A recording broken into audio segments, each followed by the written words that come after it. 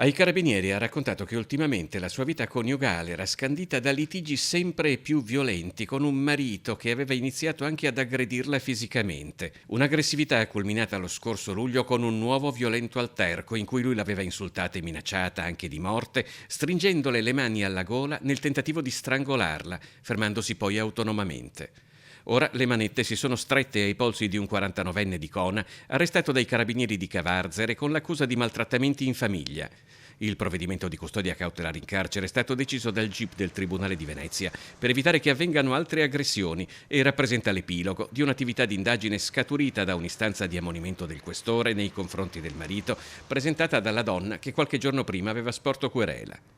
In quell'occasione lei aveva raccontato ai carabinieri di avere avuto una vita matrimoniale serena fino al dicembre del 2024, quando senza alcun apparente motivo il marito, con il quale è sposata dal 2009, avrebbe iniziato a nutrire un'immotivata ed esagerata gelosia nei suoi confronti, una gelosia che era degenerata col trascorrere del tempo in comportamenti offensivi e minacciosi e talvolta anche in violenze. Queste ultime erano iniziate nell'aprile del 2025 e, ha denunciato sempre la donna, si erano notevolmente intensificate nell'ultimo periodo.